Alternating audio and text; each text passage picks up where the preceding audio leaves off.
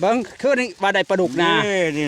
โอ้เพิ่นได้ปลาดุกนาพี่น้องดุกนาตัวหนึ่งก็ปลาดุกปนได้นี่เอาตำคลองน้อยนี่บ่เจ้าเบิ้งนู้ตำหูนี่แถวหูกระปูกระแปงในช่วงจะมีปลาใช่ฮะพวกเพิ่นสิเฮ็ดคลองพี่น้องตัวมีเฮ็ดกระเบาน้ำและพาเพิ่นเฮ็ดพี่น้องนี่สิขุดคลองนี่ระบายน้ำขึ้นโน่นตัวนี้พี่น้องเพราะว่าเฮาสิขุดคลองขึ้นไปนี่พี่น้องขุดคลองตรงไปพูนเฮาสิปลูกข้าวโพดพี่น้อง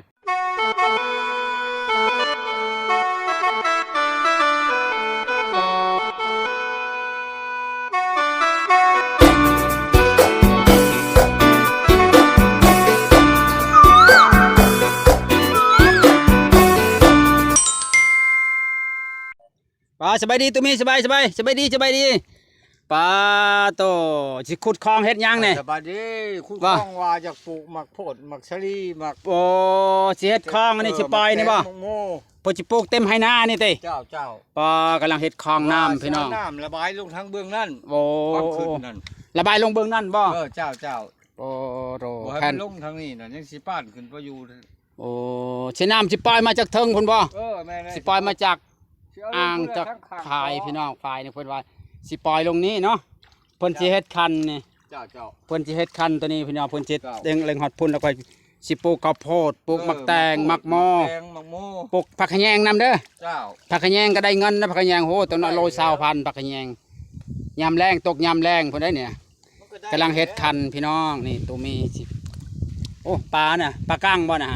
ปลากั้งน้อยฮะปลาคอน้อยปลากั้งเบิ่งน้มงในช่วงสิมีเท่านี้นี่แถวนี้นี่นะอาติงเคลียร์ด้วยยันมีเอียนเท่าน่ะบ่มีบ่ฮู้กระปูกระแปงจะมันเข้าไปบ่มีดอกต้องไม่เอียนก็ยังเป็นมีต้องปวดไปจะเคยอยู่เลยวิธีชีวิตหากินหาอยู่หากินพี่น้องใช้ปลาเจ้าหามากินอ่ะเพราะคือใช้น้ำมันบ่ตายบ่เอามาดูเอามาเบิ่งดูมันบ่ตายมันคือใช้น้ำลายใช่นี่ปลายังนี่ตายน้ำน้องไม่เห็นลายพอดีไม่ตายน้ำลายหันตายน้ำหน่อยตายได้น้ำในหนองบ่ตายได้น้ำในหนองเนาะปลาเอ็กน้ำเอาไว้หน่อยเดียวบางดูเพิ่นงมน้ำตำห้วยตำหองพี่น้องนี่เลยเพิ่นอาบน้ำแล้วเพิ่นงมปลาพี่น้องตำคลองน้อยๆนี่พี่น้องได้เพิ่นสิได้ปลาใช้น้อยๆเอาพอดีมันชุ่มๆพอดีมันหายใจได้หั่นนะเบิ้งคือว่าได้ปลาดุกนาโอ้เพิ่นได้ปลาดุกนาพี่น้องดุกนาตัวหนึ่งก็ปลาดุกปนได้นี่เอาตำคลองน้อยนี่บ่เจ้าเบิ้งนู้ตำหูนี่แถวหูกระปูกระแปงในช่วงจะมีปลาใช่ฮะเพิ่นสิเฮ็ดคลองพี่น้องตัวมีเฮ็ดกระเบาน้ำและพาเพิ่นเฮ็ดพี่น้องนี่สิขุดคลองนี่ระบายน้ำขึ้นโน่นตัวนี้พี่น้องเพราะว่าเฮาสิขุดคลองขึ้นไปนี่พี่น้องขุดคลองตรงไปพูนเฮาสิปลูกข้าวโพดพี่น้องเต็มสวนเพราะว่าเฮ็ดหัวเรียบร้อยแล้วพี่น้องนี่เอาสิเฮ็ดประมาณอีกสิเฮ็ดเริ่มต้นแต่ไม่นี่พี่น้องสิเริ่มต้นแต่ปีนึงสิชวนตูมีเฮ็ดคลองแล้วก็ปลูกข้าวโพดพี่น้องนี่กำลังปานคันและน้ำเฮาสิปล่อยลงมาแต่พูนแต่ข้างบนเพิ่นเด้อพี่น้องเด้อสิปลูกข้าวโพดเนาะหลักๆคือสิปลูกข้าวโพดชะลีปลูกหลายที่สุดคือข้าวโพดแล้วก็มักทั่วแบบว่าปลูกหลายอย่างนะตู้แบบผสมผสานเนาะผักหญ้าถ้าเฮาปลูกหลายนี่มีได้ผู้สาวมาหาจักหน่อยนี่จะเชื่อบ่คันมันมีแนวกินว่าพี่น้องก็มาหลายเนาะมันมีแนวกินเล่มเบิดแล้วบ่มีคนมาหาเนาะบ่อึดคนมาหาหรอโอ้ยคักปันยังมีแนวกินแล้วเขาก็จะเฮาเล็งให้ปลูกได้ประมาณอาทิตย์หน้าเฮาจะได้ปลูกนี่เล็งอาทิตย์นี้เฮาจะเล็งเฮ็ดคลองก่อนนี่เฮาสิปลูกขึ้นสิขุดขึ้นไปพูนพี่น้องแล้วก็สิเฮ็ดเป็นคลองเฮาจะระบายน้ำลงมาจากข้างบนเด้อพี่น้องเพราะว่าตัวนี้พื้นที่ตัวนี้มันต่ำพี่น้องพื้นที่ตัวนี้เป็นพื้นที่ต่ำแล้วเฮาสิเฮ็ดคลองลงแบบว่าบ่ต้องยากโคตรแล้วเนาะมาโตบ่ต้องยากโคตรนะเฮ็ดน่ะบ่ได้โคตรได้ไหนเอาเฮ็ดคลองเฮาสิเอารถไถมาไถเฮ็ดคลองพี่น้องไถไปแล้วก็สิปล่อยน้ำไปเลยพี่น้องโอ้ยเฮ็ดแบบให้ตูมีสบายนะแบบแม่นสิเป่งน้ำไปเลยปล่อยน้ำไปตามคลองเลยตอนนี้กำลังเสริมคันแท้ตัวมีกำลังทำเล็กบ้านน้อมก็ทำเมื่อยแล้วก็สลับกันเนาะเมื่อยแล้วก็สลับกันนี่เอากระบอกใหญ่ไปนะเพราะว่าพื้นที่ทำพุ่นมันต่ำแล้วนะฮะไม่ได้ชุ่งนะญี่ปุ่นใด ฮ่าอัดน้ำนี่ก็ขึ้นเลยได้น้ำเนี่ยเนาะเห็นป่ะพื้นที่เนี่ยว่าอัดน้ำขึ้นก็ขึ้นตีขึ้นคูมันก็เขาก็ตีน้ำขึ้นเต็มมันก็ปลูกข้าวโพดปลูกบ่อลายยังบ่ได้ให้ได้จาก2,000เนาะ2,000 ต้นให้มันถึกคนละ1,000 ต้นเนาะ ให้มันได้เนาะ ตึกคนละ1,000 ต้นเนาะ เดือนจะบ่มีเงิน ได้คันเฮาเฮ็ดมันต้องได้มันอยู่ เดือนจะบ่มีเงินซื้อปุ๋ยนั่นแหละ โอ้ยโพยบ่ยากโพยฮะบ่ยากโพยฮะเดี๋ยวบ่นำสิซื้อเองดอกโพยฮะขอแต่ว่าให้ตูมาดูแลซอยมีว่าบางทีบ่นำบ่อยู่ให้ตูมาปล่อยน้ำใช้เฮาสิใช้ท่อได้อยู่เทิงบนเห็นป่ะ เวลาเจ้ามีทางไปกับเฮาก็มาอยู่ ให้ตูมาจอบเบิ่งเห็นป่ะให้ตูมาจอบเบิ่งส่วนนี่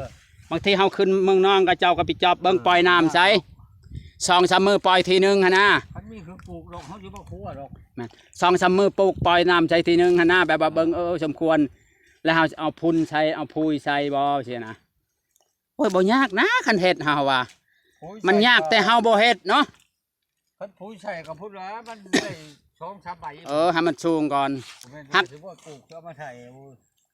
ขาย อาทิตย์ที่มานี่ให้ได้ปลูกได้นี่ได้เพราะว่ามื้อนี้เฮาสิมื้อเอาไทยมาไทยได้นี่ตอนแรงนี่เฮาสิเอารถไทยเมื่อพุ่นแหละเมื่อเอาอยู่บ้านน้อยบ่ได้ฮอดบ้านใหญ่ดอกสิเอาไทยมาเกี่ยมแล้วบางทีสิไทยมื้ออื่นเพราะว่าน้ำเนี่ยมันก็สิบ่ได้ปล่อยดอกมันนี่จะเป็นมื้ออื่นได้ปล่อยเนาะน้ำเฮาจะได้ปล่อยเป็นมื้ออื่นเพราะว่าน้ำเฮาเฮ็ดคลองตัวนี้บ่แล้วเด้เฮาเฮ็ดแล้วเดี๋ยวจะได้ปล่อยน้ำพี่น้องเฮาจะปล่อยไปว่าเฮาจะไถไปเป็นคลองเป็นคลองไป เมื่อวันจันทร์เนี่ยเฮาสิได้ไปซิโนแล้ว ไปยัง ไปเอาเงินแล้ว เงินอีหยัง เงินค่าหัวลูกเฮาแล้วมาเดือนออกใหม่นี่ เสียบุญบ่ จะเฮ็ดบุญมันแล้วมันถั่วแล้ว อ๋อ บ้านเฮาก็ไปเปะโป้ลงเหล็กอยู่เพิ่นพ่อบ้านเพิ่น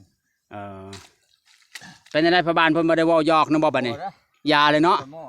เม็ดสมอยปันบ่หอยตกน้ำ ขักปานหยัง จักคันยินเฮาเว้าใช้แม่แกนเนาะ พูนเขาก็บ่ได้เว้าเลยเดี๋ยวนี้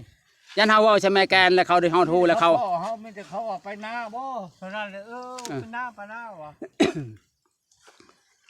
ไปหาอยู่หากินแล้วเนาะสิอยู่ให้นั่นปันสิมีคนหาให้กิน ว้าวเป็นตาอายคนเขาเจอเขาอย่า หยอกเนาะหยอกปันเด็กน้อยเต้ คันว่าหยอกใครเราบ่มีที่สั่งว่าอยากจับ จังอยากจับ ไปจับ ดินก็อ่อนคักอยู่เนาะมันเป็นขี้ต้มนี่มันแบบมันแจบแล้วเนี่ยแน่นแล้วเนี่ยเนาะหาตาเนี่ยเนาะ มัน แน่นแล้วเนี่ย สมัดเนี่ยก็ส้มกว่านี่ มันแห้งเนี่ยก็แน่นแล้วเนี่ยดินเนี่ยนี่โปะตามเตนมันเดียวหอยชิชอยทางนั้น ก็แน่นเลยเลย เปลี่ยนกันเห็ดพี่น้องเห็ด2 คนกับตูมีสิปลูกข้าวโพดปลูกหลายอย่างผสมประสานผักหญ้าเนาะสิปลูกมักแตงน้ำมักโมน้ำผักหญ้าแล้วก็ผักขยงนะผักขยงในบ่ทิม หมูนี่เขาบ่มีแนวสิบ่อยากได้กินได้ เป็นอะไรก็ หมูนี่เขาเอาบ่มียาสิบ่เป็น โอ้ยบ่ยากดอกยาฉีดเฮาเฮ็ดเอาก็ได้ ยาก เฮาเฮ็ดเอาเองก็ได้ยาฉีดน้ำป้องกันแมลงหั่นได้โอ้ยเฮาฮู้แล้วเอาควันเข้าเท่าเป่าทานฮะเผาทานผสมกับเหล้าฉีดโลดโอ้แมลงวันบ่มีไก่แล้วก็บ่มีสารเคมีอีกต่างหากใช้เหล้าใช้ยาสูบน้ำ เบบบ่ออกเพี้ยอีกเนาะ แม่นแล้วก็เฮาฉีดไปเลยแบบว่าเฮาบ่ต้องซื้อเขาใช้สารเคมีอันเด้ ใส่สารเคมีบัดนี้ปัญหาไปกินเองบัดนี้ถือว่าอันนี้ราคาตัวเองโดยตรงเลยเขาว่า แม่นเลย นี่แหละเฮาต้องบ่ต้องใส่หยังเลยเฮาแบบว่าเฮ็ดเองแล้วนะเฮาเบิ่งเลยเฮาเบิ่งใน YouTube เขาเฮ็ดน่ะเฮาเฮ็ดลองแล้วได้ผลได้ไก่สิแล้วเดี๋ยวสิเฮ็ดต่อพี่น้องเดี๋ยวสิซอยตูมีตอนนี้กำลังอัปเดตตูมีเพิ่นเฮ็ดคันอยู่พี่น้องเพิ่นสิตักขี้ต้มก่อนเดี๋ยวบ่น้อมสิตักหัวหญ้าใส่เฮ็ดรอรุ่นต่อไปเด้อพี่น้องเด้อว่าบ่าวนอมกับตูมีสิเฮ็ดได้หรือบ่บ้านเฮาเฮ็ดงามมันให้อัปเดตให้ FC เบิ่งเองเนาะว่า2 คนนี่สิเฮ็ดได้หรือบ่ตอนนี้เริ่มต้นวันแรกเนาะเริ่มต้นวันแรกเด้อพี่น้องเด้อมื้อนี้วันแรกเด้อบ่ฮู้ว่าจะได้หรือบ่ได้ก็รอรุ่นต่อไปพี่น้องตูมีกับบ่าวนอม มาลงมือมื้อนี้ ลงมือมื้อนี้วันแรกที่ลงมือเฮ็ดคลองก่อนเฮ็ดคลองแล้วก็เขาสิไถเฮ็ดบอนปลูกเนาะเฮาสิเอารถไถน้อยเฮาในไถนี่มันดินมันยังอ่อนนี่ไถได้นี่ได้ ได้ ไทยปึดๆแล้วเนี่ยไทยเป็นคลองแล้วก็เฮาสิปล่อยให้มันแห้ง2-3 มื้อเนาะ เออ ปล่อยให้มันแห้ง2-3 มื้อแล้วก็เฮาก็สิปล่อยน้ำแล้วเฮาสิปลูกได้มื้อนี้ได้เฮาสิเอาพุ่นขี้งัวลงเนาะเอาพุ่นขี้งัวพุ่นคอกพี่น้องพุ่นสัตว์ลงเป็นแบบเป็นจุดที่ว่าที่บ่อนเฮาที่จะปลูกกันนะเฮาก็เอาเมล็ดปลูกแล้วได้บ่ต้องเฮ็ดบ่ต้องกาเบียกาหยังได้มันเฮ็ดแบบนั้นมันเฮ็ด2 ขั้นตอนแม่นว่าอันนี้เฮาปลูกเม็ดมาโลดเมล็ดมาลงโรยมาจิ้มลงตอนได้บ่ออกให้ก็ปลูกเติมอีกเนาะเพราะว่ามันต้องออกอยู่แล้วมันบ่ยากดอกข้าวโพดมันปลูกง่ายอยู่แล้วเฮาใช้คุมละ2 เม็ดเนาะให้มันได้2 ต้นเพราะว่ามันง่ายเฮาเคยปลูกแล้วว่าข้าวโพดนี่ปลูกง่ายแล้วก็ดูแลง่ายเด้อพี่น้องเด้อตอนนี้มื้อแรกวันแรกพี่น้องที่ว่าเริ่มต้นที่ว่ากำลังสิเฮ็ดพี่น้องกำลังเฮ็ดคลองแล้วก็สิปล่อยน้ำพูนพี่น้องจากข้างบนเด้อพี่น้องพูนน้ำข้างบนก็เริ่มอัดพี่น้องปกติน้ำนี่จะไหลตลอดปี4 ชาติพี่น้องเนาะพูนแล้วฮอดเดือน6พี่น้องเด้อน้ำเนี่ยเป็นสายน้ำคำเด้อพี่น้องไหลออกมาจากพูนเห็นบ่น้ำนี่เฮาบ่ได้อัดมันขาดมองหันบ่ได้ลงเบิงมันขาดเพราะเดี๋ยวน้ำมันบกพี่น้อง น้ำบกเพราะว่าเฮาอัดอีกประมาณอีก2-3 มื้อนี่น้ำก็เต็มไปได้นี่บางทีมื้อแรงนี่ก็เต็มได้เนี่ยน้ำมันยังไหลแห้งเนาะมื้อแรงนี่ก็เกือบเต็มถ้าบ่เต็มก็เป็นมื้ออื่นก็น่าจะไหลเลยพี่น้องเนาะนี่พี่น้องนี่เฮาสิปล่อยน้ำขึ้นทางพี่น้องปล่อยน้ำขึ้นฝั่งนี้เพราะว่านี่เป็นคลองน้อยที่ตูมีเพิ่นหาปลาเมื่อกี้ได้ปลาดุก2-3 โตพี่น้องสิขึ้นปนนี่เฮาสิปล่อยขึ้นมาพี่เฮาสิเอาจอบขุดทรายนี่พี่น้องบางทีเฮาสิเอารถไถเลยขุดไปเพราะว่ามันดินอ่อนพี่น้องสิขุดไปพูนพี่น้องแล้วเฮาสิคลองลงแบบ4สิปลูกไปเป็นแถวเด้อพี่น้องเด้อรอรุ่นต่อไปนี่ก็สิปลูกได้หลายเติบเด้อพี่น้องให้นี่ก็ยังกว้างสมควรเด้อพี่น้องพูดแหละพูฮอดต้นไม้พี่น้องพูสิปลูกอีก2-3 มื้อได้ปลูกแน่ๆพี่น้องน่าจะเป็นอาทิตย์จะมาพี่น้องเพราะว่าตอนนี้กำลังลงมือเฮ็ดคลองอยู่กับตูมีเพราะว่าโครงการไว้สิเฮ็ดให้ได้พี่น้องรอรุ่นต่อไปว่าตูมีกับเบานอมสิเฮ็ดได้หรือบ่พี่น้องตามคิดคะแนนว่าต้องได้พี่น้องมันบ่เหนือจากความพยายามของเฮาเนาะตู้เฮาพยายามมันต้องเฮ็ดได้เนาะเฮาต้องเฮ็ดชูมือมันแม่นเว้าแต่ปากบ่เฮ็ดน่ะมันบ่แล้วแม่นบ่คันเฮาเว้าไปนํเฮ็ดไปนํบ่ดน มือแต่เขาว่างเขา เนาะคือกันกับมักผู้ชาวบ่ไปหาเขาเนาะมันก็บ่ได้เขาจะเทื่อมันบ่คันมักแล้วไปหาซุมือห้วยสักมือมันต้องมักมันบ่ ผมไปหาจะเสือจังเลยเขาก็ได้ผู้บ่าใหม่แล้ว แนวมันแล้วบ่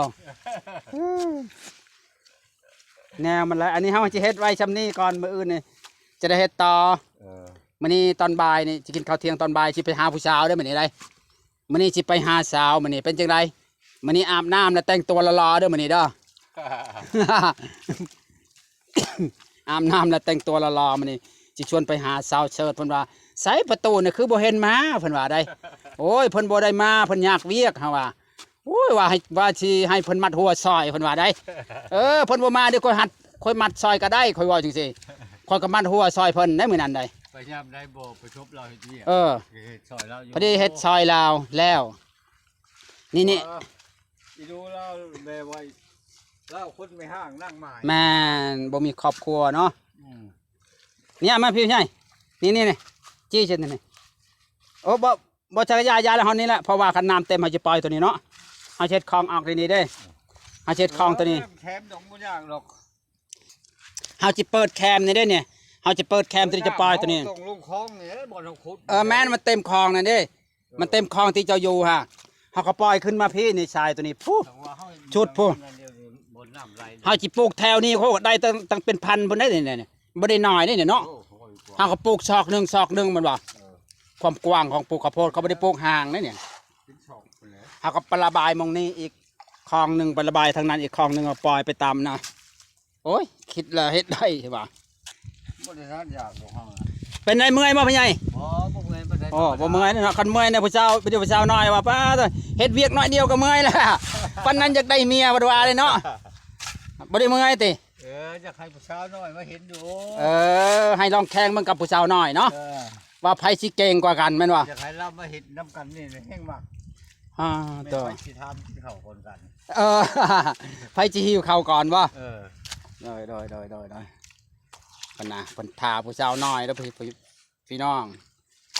มื้อนี้ก็ได้จบคลิปจำนี้เนาะพ่อใหญ่ ใช่ใช่ เดี๋ยวจะไปเจอกันอยู่เฮือนผู้สาวได้อมื้อนี้เนาะ เจ้า อยู่เฮือนผู้สาวประมาณรอบบ่ายเขาจะไปชมบ่ายเนาะ จ้ะ กินข้าวเที่ยงแล้วก็จะไปหาผู้สาวพี่น้องตอนนี้ตัวมีกำลังเฮ็ดของที่ปลูกข้าวโพดชาลีพี่น้อง